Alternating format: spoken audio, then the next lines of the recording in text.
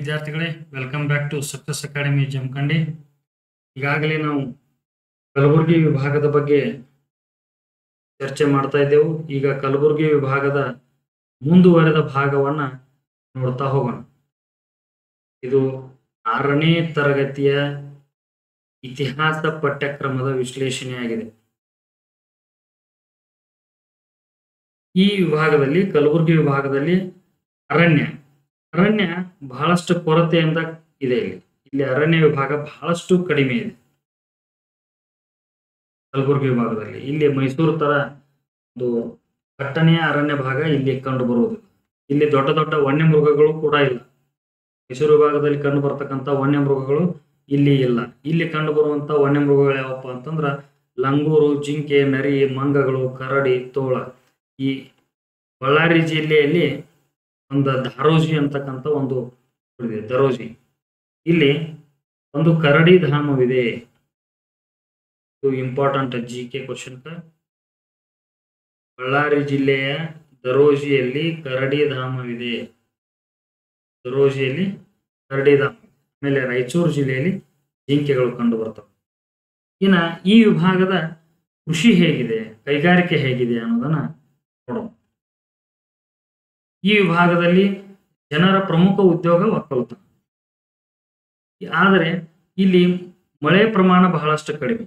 ಹೀಗಾಗಿ ಪದೇ ಪದೇ ಇಲ್ಲಿ ಏನಾಗ್ತದಪ್ಪ ಅಂತಂದ್ರೆ ಬರಗಾಲ ಇರ್ತದೆ ಈ ವಿಭಾಗದಲ್ಲಿ. ಇಲ್ಲಿ ಮಳೆ ಪ್ರಮಾಣ ಕಡಿಮೆ. ಮಳೆಯನ್ನ ಅವಲಂಬಿಸಿಯೇ ಬೆಳೆಗಳನ್ನ ಬೆಳೆಯೋದ್ರಿಂದ, ನೀರಾವರಿ ಪ್ರಮಾಣ ಕಡಿಮೆ ಇರೋದ್ರಿಂದ ಈ ಪ್ರದೇಶದಲ್ಲಿ ಬರಗಾಲ ಜನರನ್ನ ಕಾಡ್ತದ. ಆಮೇಲೆ ಈ ಬರಪೀಡಿತ ಜಿಲ್ಲೆಗಳು ಈ ವಿಭಾಗದಲ್ಲಿ ಬಹಳಷ್ಟು ಕಂಡು ಬರ್ತಾವ. ಮುಂದೆ ಈ ವಿಭಾಗದಲ್ಲಿ ಕಂಡು ಬರುವಂತಹ ಉದ್ದಿಮೆಗಳು ಯಾವುವು ಅಂತಂದ್ರೆ ಕಬ್ಬಿಣ ಮತ್ತು ಉಕ್ಕು, ಸಕ್ಕರೆ, ಸಿಮೆಂಟು, ಶಾಖೋತ್ಪನ್ನ ವಿದ್ಯುತ್ ಕೇಂದ್ರ, ಇವು ಈ ವಿಭಾಗದಲ್ಲಿ ಕಂಡು ಬರ್ತಾವೆ. ಆಮೇಲೆ ಬಳ್ಳಾರಿ ಮತ್ತು ಕೊಪ್ಪಳದಲ್ಲಿ ಬೃಹತ್ ಕಬ್ಬಿಣ ಮತ್ತು ಉಕ್ಕಿನ ಕಾರ್ಖಾನೆಗಳು ಇವೆ. ಬೃಹತ್ ಕಬ್ಬಿಣ ಮತ್ತು ಉಕ್ಕಿನ ಕಾರ್ಖಾನೆಗಳು ಈ ಬಳ್ಳಾರಿ ಮತ್ತು ಕೊಪ್ಪಳ ಜಿಲ್ಲೆಯಲ್ಲಿ ಕಂಡು ಬರ್ತವೆ. ಆಮೇಲೆ ಕಲಬುರಗಿಯಲ್ಲಿ, ಯಾದಗಿರಿ ಮತ್ತು ಕಲಬುರಗಿಯಲ್ಲಿ ಸಿಮೆಂಟ್ ಕಾರ್ಖಾನೆಗಳು ಕಂಡು ಬರ್ತವೆ. ಯಾದಗಿರಿ ಮತ್ತು ಕಲಬುರಗಿಯಲ್ಲಿ ಸಿಮೆಂಟ್ ಕಾರ್ಖಾನೆಗಳಿವೆ. ಆಮೇಲೆ ಈ ಬೀದರ್ ಜಿಲ್ಲೆಯ ಬಿದರಿ ಕಲೆಯು ಇದು ಕೂಡ ಪ್ರಸಿದ್ಧವಾಗಿದೆ, ಹೆಸರುವಾಸಿಯಾಗಿದೆ. ಆಮೇಲೆ ಇತ್ತೀಚೆಗೆ ಈ ವಿಭಾಗದಲ್ಲಿ ಪ್ರವಾಸೋದ್ಯಮ ಭರದಿಂದ ಬೆಳೀತಾ ಇದೆ. ಆಮೇಲೆ ಇಲ್ಲಿ ಇರ್ತಕ್ಕಂಥ ಪ್ರಮುಖ ಪ್ರವಾಸಿ ಕೇಂದ್ರಗಳು ಯಾವ ಅಂತಂದ್ರೆ ವಿಜಯನಗರ ಜಿಲ್ಲೆಯ ಹಂಪಿ ಇಲ್ಲಿ ಬರ್ತಕ್ಕಂಥ ಒಂದು ಪ್ರಮುಖ ಪ್ರವಾಸೋದ್ಯಮ ಕೇಂದ್ರ. ಆಮೇಲೆ ತುಂಗಭದ್ರಾ ಅಣೆಕಟ್ಟು, ಕಲಬುರಗಿ ಜಿಲ್ಲೆಯ ಸನ್ನತಿ, ಆಮೇಲೆ ಗುಲ್ಬರ್ಗದಲ್ಲಿ ಕಂಡು ಬರ್ತಕ್ಕಂಥ ಖ್ವಾಜಾ ಬಂದೇ ನವಾಜ್ ದರ್ಗಾ, ಆಮೇಲೆ ಬೀದರ್ ಜಿಲ್ಲೆಯ ಕೋಟೆ, ಬೀದರ್ ಜಿಲ್ಲೆಯಲ್ಲಿ ಇರ್ತಕ್ಕಂಥ ಬೀದರ್ನ ಕೋಟೆ, ಬಸವ ಕಲ್ಯಾಣ, ರಾಯಚೂರು ಜಿಲ್ಲೆಯ ಹಟ್ಟಿ ಚಿನ್ನದ ಗಣಿ. ಇವು ಏನಪ್ಪಾ ಅಂತಂದ್ರೆ ಈ ವಿಭಾಗದಲ್ಲಿ ಕಂಡು ಬರ್ತಕ್ಕಂಥ ಪ್ರಮುಖ ಪ್ರವಾಸಿ ಕೇಂದ್ರಗಳು. ಆಮೇಲೆ ಭಾರತ ದೇಶದಲ್ಲಿ ಅತ್ಯಂತ ಹೆಚ್ಚು ಚಿನ್ನವನ್ನು ಉತ್ಪಾದನೆ ಮಾಡುವಂತ ರಾಯಚೂರು ಜಿಲ್ಲೆಯ ಹಟ್ಟಿ ಚಿನ್ನದ ಗಣಿ ಈ ವಿಭಾಗದಲ್ಲಿದೆ. ಹಟ್ಟಿ ಚಿನ್ನದ ಗಣಿ. ಆದ್ರೆ ಇಲ್ಲಿ ಚಿನ್ನ ಸಂಪೂರ್ಣ ಬರಿದಾಗ್ತಾ ಬಂದಿದೆ. ಇನ್ನು ಈ ವಿಭಾಗದಲ್ಲಿ ಕಂಡು ಬರ್ತಕ್ಕಂಥ ಕಲೆ, ಸಾಹಿತ್ಯ, ಸಂಗೀತ, ಜಾನಪದ, ನಾಟಕ, ನೃತ್ಯದ ಬಗ್ಗೆ. ಕಲಬುರಗಿ ವಿಭಾಗ ಆರ್ಥಿಕವಾಗಿ ಬಹಳಷ್ಟು ಬಡವಿದೆ. ಆದರೆ ಕಲೆ ಮತ್ತು ಸಾಹಿತ್ಯ ಸಂಗೀತಕ್ಕೆ ಮಾತ್ರ ಅದು ಬಹಳಷ್ಟು ಶ್ರೀಮಂತವಾಗಿದೆ. ಈ ಕಲಬುರಗಿ ವಿಭಾಗಕ್ಕೆ ಒಂದು ಉತ್ತಮವಾದ ಚರಿತ್ರೆ ಇದೆ. ಕನ್ನಡದ ಶಾಸ್ತ್ರಕೃತಿ ಕವಿರಾಜ ಮಾರ್ಗ ರಚನೆಯಾದದ್ದು ಈ ವಿಭಾಗದಲ್ಲಿ. ಅಂದ್ರ ಈ ಕಲಬುರಗಿ ಜಿಲ್ಲೆಯ ಮಾನ್ಯಖೇಟದಲ್ಲಿ ರಾಷ್ಟ್ರಕೂಟರಿದ್ರು. ಮಾನ್ಯಖೇಟ ಅಥವಾ ಮಳಖೇಡದಲ್ಲಿ ರಾಷ್ಟ್ರಕೂಟರು ಇದನ್ನ ರಾಜಧಾನಿಯನ್ನಾಗಿ ಮಾಡ್ಕೊಂಡು ಆಳ್ವಿಕೆ ಮಾಡ್ತಾ ಇದ್ರು. ಈ ರಾಷ್ಟ್ರಕೂಟರ ಅಧೀನದಲ್ಲಿ ಕನ್ನಡದ ಶಾಸ್ತ್ರಕೃತಿಯಾದ ಕವಿರಾಜ ಮಾರ್ಗ ರಚನೆಯಾಗಿದೆ. ಆಮೇಲೆ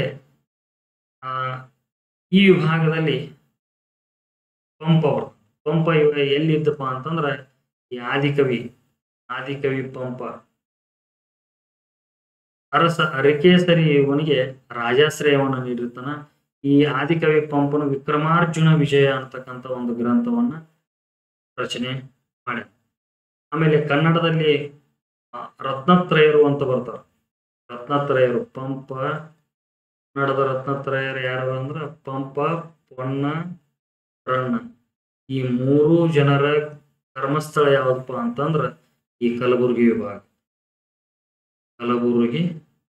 ವಿಭಾಗದಲ್ಲಿ ಈ ಮೂರು ಜನರ ಧರ್ಮಸ್ಥಳ. ಆಮೇಲೆ ಕನ್ನಡದ ಪ್ರಥಮ ಗ್ರಂಥವನ್ನು ಬರೆದಿರ್ತಕ್ಕಂಥ ಕೇಶಿರಾಜನ ಶಬ್ದಮಣಿ ದರ್ಪಣ ಅಂತೇಳಿ ಒಂದು ಕನ್ನಡದ ಮೊದಲ ವ್ಯಾಕರಣ ಗ್ರಂಥವನ್ನು ಬರೆದಾನ ಕೇಶಿರಾಜ. ಈ ಕೇಶಿರಾಜ ಕೂಡ ಕಲಬುರಗಿ ಜಿಲ್ಲೆಗೆ ಸೇರಿದವನು. ಆಮೇಲೆ 12ನೇ ಶತಮಾನದಲ್ಲಿ ಇಲ್ಲಿ ವಚನ ಸಾಹಿತ್ಯದ ಚಳವಳಿ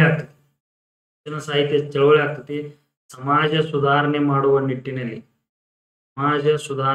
ನಿಟ್ಟಿನಲ್ಲಿ ಸಮಾನತೆಯನ್ನ ತರುವ ನಿಟ್ಟಿನಲ್ಲಿ ಇಲ್ಲಿ ಜಗಜ್ಯೋತಿ ಬಸವಣ್ಣನವರು ವಚನ ಸಾಹಿತ್ಯದ ಒಂದು ಪರಂಪರೆಯನ್ನು ಕಲಬುರಗಿ ಜಿಲ್ಲೆಯಲ್ಲಿ ಬೆಳೆಸ್ತಾರ. ಈ ಕಲ್ಯಾಣದಲ್ಲಿ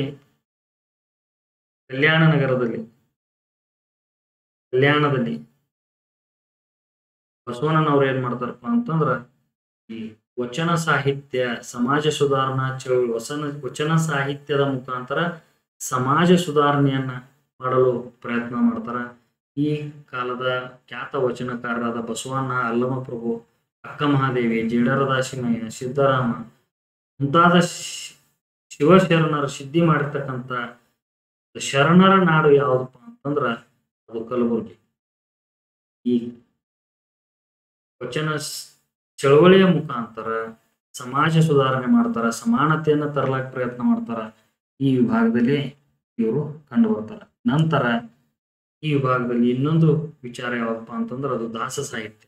ಈ ವಿಭಾಗದ ರಾಯಚೂರು ಜಿಲ್ಲೆ ದಾಸ ಸಾಹಿತ್ಯದ ತವರೂರು. ರಾಯಚೂರು ಜಿಲ್ಲೆ ದಾಸ ಸಾಹಿತ್ಯದ ತವರೂರಾಗಿದೆ. ಈ ದಾಸಕೂಟವನ್ನ ಈ ವ್ಯಾಸರಾಯರ ನೇತೃತ್ವದಲ್ಲಿ ಇದು ರಚನೆ ಆಗ್ತದ ದಾಸಕೂಟ. ಆಮೇಲೆ ಈ ವಿಭಾಗದಲ್ಲಿ ಪುರಂದರ ದಾಸರು, ಈ ವಿಭಾಗದವರು ಕನಕದಾಸರು, ರಾಘವೇಂದ್ರ ತೀರ್ಥರು ಮುಂತಾದವ್ರು ಏನ್ ಮಾಡ್ತಾರಪ್ಪ ಅಂತಂದ್ರ ಕೀರ್ತನೆಗಳನ್ನ ರಚನೆ ಮಾಡ್ತಾರ. ಈ ಸಾಹಿತ್ಯ ಏನಾಗ್ತೈತಪ್ಪ ಅಂತಂದ್ರ ಮುಂದೊಮ್ಮೆ ಕರ್ನಾಟಕ ಸಂಗೀತ ಪರಂಪರೆಗೆ ಒಂದು ದೊಡ್ಡ ಕೊಡುಗೆಯನ್ನು ಕೊಡ್ತೈತಿ ಈ ದಾಸ ಸಾಹಿತ್ಯ.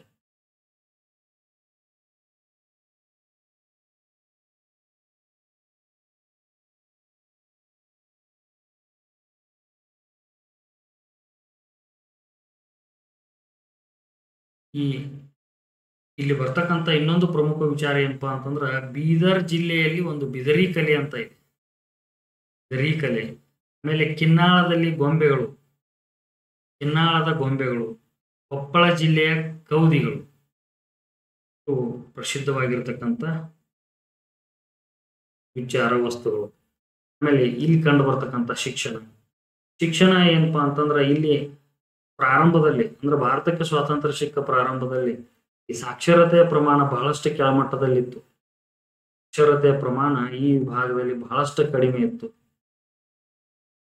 ಇತ್ತೀಚೆಗೆ ಇಲ್ಲಿ ಶೈಕ್ಷಣಿಕ ಪ್ರಗತಿ ಆಗ್ತಾ ಇದೆ, ಸಾಕ್ಷರತಾ ಮಟ್ಟ ಉತ್ತಮವಾಗ್ತಾ ಇದೆ. ಆಮೇಲೆ ಇಲ್ಲಿ ಬಹುತೇಕ ಎಲ್ಲಾ ಜಿಲ್ಲೆಗಳಲ್ಲಿ ವಿಶ್ವವಿದ್ಯಾಲಯಗಳು ಈ ವಿಭಾಗದಲ್ಲಿ ಕಂಡು ಬರ್ತಕ್ಕಂಥ ಬಹುತೇಕ ಎಲ್ಲಾ ಜಿಲ್ಲೆಗಳಲ್ಲಿ ವಿಶ್ವವಿದ್ಯಾಲಯಗಳ ಸ್ಥಾಪನೆ ಆಗ್ಯಾವ. ಇದರ ಮುಖಾಂತರ ಇಲ್ಲಿ ಏನಾಗತ್ತಪ್ಪ ಅಂತಂದ್ರ ಶಿಕ್ಷಣದ ಕ್ರಾಂತಿ ಆಗ್ತಾ ಇದೆ. ಕಲಬುರಗಿ ನಗರದಲ್ಲಿ ಗುಲ್ಬರ್ಗಾ ವಿಶ್ವವಿದ್ಯಾಲಯ ಇದೆ. ಆಮೇಲೆ ಇಲ್ಲಿ ಇದೇ ಕಲಬುರಗಿಯಲ್ಲಿ ಕೇಂದ್ರೀಯ ವಿಶ್ವವಿದ್ಯಾಲಯ ಇನ್ನೊಂದಿದೆ, ಸೆಂಟ್ರಲ್ ಗೌರ್ಮೆಂಟ್ ಒಂದು ಕೇಂದ್ರೀಯ ವಿದ್ಯಾಲಯ ಇದೆ. ಆಮೇಲೆ ರಾಯಚೂರು ಜಿಲ್ಲೆಯಲ್ಲಿ ಕೃಷಿ ವಿಶ್ವವಿದ್ಯಾಲಯ ಇದೆ. ಬಳ್ಳಾರಿಯಲ್ಲಿ ವಿಜಯನಗರ ಕೃಷ್ಣದೇವರಾಯ ವಿಶ್ವವಿದ್ಯಾಲಯ ಇದೆ. ಆಮೇಲೆ ವಿಜಯನಗರ ಜಿಲ್ಲೆಯ ಹಂಪಿಯಲ್ಲಿ ಕನ್ನಡ ವಿಶ್ವವಿದ್ಯಾಲಯ ಇದೆ. ಆಮೇಲೆ ಬೀದರ್ನಲ್ಲಿ ಪಶುಸಂಗೋಪನಾ ಮತ್ತು ಮೀನುಗಾರಿಕೆ ವಿಶ್ವವಿದ್ಯಾಲಯ ಇದೆ. ಈ ಎಲ್ಲಾ ಇವು ಏನಾಗ್ಯಾವಪ್ಪ ಅಂತಂದ್ರ ಶಿಕ್ಷಣಕ್ಕಾಗಿ ಸಾಕಷ್ಟು ಶ್ರಮವನ್ನ ಹಾಕ್ತಾ ಇವೆ. ಆಮೇಲೆ ಕಲಬುರಗಿಯಲ್ಲಿ ಪ್ರಸಿದ್ಧ ಬುದ್ಧ ವಿಹಾರವಿದೆ.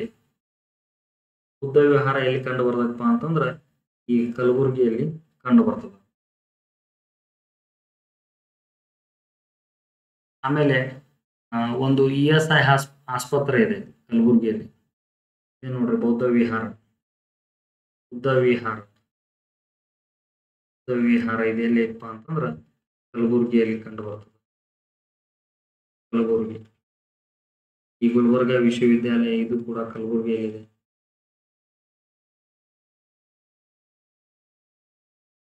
ಈ ವಿಭಾಗದಲ್ಲಿ ಕಂಡು ಬರ್ತಕ್ಕಂಥ ಸಾಂಸ್ಕೃತಿಕ ಸಂಪತ್ತು ಏನಪ್ಪಾ ಅಂತಂದ್ರ ಬೀದರ್ನ ಬಿದಿರಿ ಕಲೆ, ಕಿನ್ನಾಳದ ಆಟಿಕೆಗಳು, ಆಮೇಲೆ ಕೊಪ್ಪಳದ ಕೌದಿ ಈ ಮುಂತಾದ ಗೃಹ ಕೈಗಾರಿಕೆಗಳು ಇಲ್ಲಿ ಕಂಡು ಬರ್ತಾವ. ಇಲ್ಲಿ ಅನೇಕ ವಾಸ್ತುಶಿಲ್ಪ ಕಲೆಗಳು ಕೂಡ ಈ ವಿಭಾಗ ಹೆಸರಾಗಿದೆ. ಇಲ್ಲಿ ವಾಸ್ತುಶಿಲ್ಪ ಕಲೆ ಯಾವ್ಯಾವ ಕಂಡು ಬರ್ತಾವ ಅಂತಂದ್ರ ಬೀದರ್ನ ಕೋಟೆ, ಹಂಪಿಯ ಸ್ಮಾರಕಗಳು, ಬಸವ ಕಲ್ಯಾಣದ ಬಸವ ಸ್ಮಾರಕಗಳು, ಕಲಬುರಗಿಯ ಖ್ವಾಜಾ ಬಂದೇ ನವಾಜ್ ದರ್ಗಾ, ಆಮೇಲೆ ಸನ್ನತಿಯ ಸ್ಮಾರಕಗಳು ಇಲ್ಲಿ ಕಂಡು ಬರ್ತಕ್ಕಂಥ ಅತ್ಯಂತ ವಾಸ್ತುಶಿಲ್ಪದ ಅದ್ಭುತಗಳಾಗಿವೆ. ಆಮೇಲೆ ಈ ಭಾಗದಲ್ಲಿಯೂ ಕೂಡ ಒಂದು ಸ್ವಾತಂತ್ರ್ಯ ಹೋರಾಟ ಬಹಳಷ್ಟು ಬಿರುಸಿನಿಂದ ಸಾಗ್ತದ. ಭಾರತದ ಸ್ವಾತಂತ್ರ್ಯಕ್ಕಾಗಿ ಮತ್ತು ಕರ್ನಾಟಕದ ಏಕೀಕರಣಕ್ಕಾಗಿ ಕಲಬುರಗಿ ವಿಭಾಗದಲ್ಲಿ ಜನರು ಹೋರಾಟವನ್ನು ಮಾಡ್ತಾರೆ. ಈ ನಿಜಾಂ ಸಂಸ್ಥಾನದ ವಿಮೋಚನಾ ಚಳವಳಿ ಬಗ್ಗೆ ನಾವು ಆಗಲೇ ಕಳೆದ ತರಗತಿಯಲ್ಲಿ ಚರ್ಚೆ ಮಾಡಿದ್ದೇವೆ. ಸೆಪ್ಟೆಂಬರ್ 17, 1948ರಲ್ಲಿ ಈ ಹೈದರಾಬಾದ್ ವಿಮೋಚನೆ ಆಗ್ತದೆ. ಅಂದ್ರೆ ಹೈದರಾಬಾದ್ ಭಾರತದ ಒಕ್ಕೂಟದಲ್ಲಿ ಸೇರ್ಪಡೆ ಆಗ್ತತಿ. ಈ ಭಾರತದ ಒಕ್ಕೂಟದಲ್ಲಿ ಸೇರ್ಪಡೆ ಆಗ್ಬೇಕಂತಂದ್ರ ಇಲ್ಲಿ ರಮಾನಂದ ತೀರ್ಥರು ಮಾಡಿರ್ತಕ್ಕಂಥ ಒಂದು ಹೋರಾಟ ಬಹಳ ಮುಖ್ಯವಾದದ್ದು. ಸ್ವಾಮಿ ರಮಾನಂದ ತೀರ್ಥರು ಇವರು ಒಂದು ಉತ್ತಮವಾದ ಹೋರಾಟವನ್ನು ಮಾಡುವುದರ ಮುಖಾಂತರ ಇಲ್ಲಿ ಜನರಿಗೆ ಸ್ವಾತಂತ್ರ್ಯವನ್ನು ತಂದು ಕೊಡ್ತಾರೆ. ಆಮೇಲೆ ಸ್ವಾತಂತ್ರ್ಯ ಹೋರಾಟದ ಬಗ್ಗೆ ತರಬೇತಿ ನೀಡುವ ಸಲುವಾಗಿ ಒಂದಿಷ್ಟು ವಿದ್ಯಾಲಯಗಳ ಪ್ರಾರಂಭವಾಗ್ತವೆ. ಒಂದು ನೂತನ ವಿದ್ಯಾಲಯ ಕಲಬುರಗಿ, ಇದು 1907ರಲ್ಲಿ ಸ್ಟಾರ್ಟ್ ಆಗ್ತದೆ. ಉಸ್ಮಾನಿಯಾ ರಾಷ್ಟ್ರೀಯ ಶಾಲೆ ಚಿಂಚೋಳಿಯಲ್ಲಿದೆ. ವಿದ್ಯಾನಂದ ಗುರುಕುಲ ಕುಕನೂರದಲ್ಲಿ ಪ್ರಾರಂಭವಾಗ್ತದೆ. ಹಮ್ದರ್ದ್ ರಾಷ್ಟ್ರೀಯ ಶಾಲೆ ಇದು ರಾಯಚೂರದಲ್ಲಿ ಪ್ರಾರಂಭ ಆಗ್ತದೆ. ಇದು ಈ ಎಲ್ಲಾ ಶಾಲೆಗಳ ಸ್ಥಾಪನೆಯ ಉದ್ದೇಶ ಏನಪ್ಪಾ ಅಂತಂದ್ರ ಈ ಸ್ವಾತಂತ್ರ್ಯ ಹೋರಾಟದ ಬಗ್ಗೆ ತರಬೇತಿ ನೀಡುವುದಾಗಿತ್ತು ಆರಂಭದಲ್ಲಿ.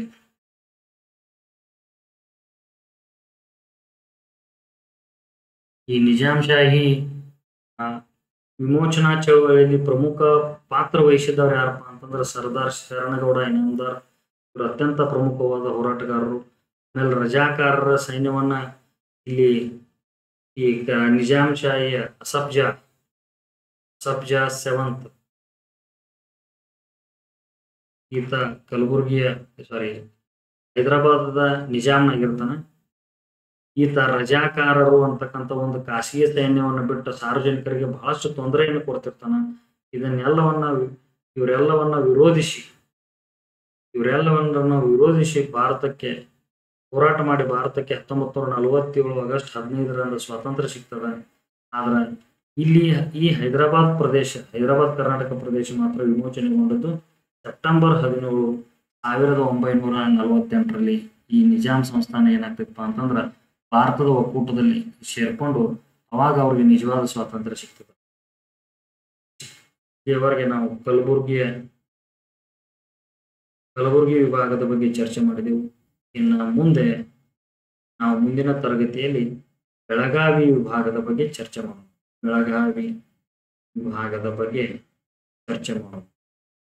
ಧನ್ಯವಾದಗಳು. Success academy Jamkhandi.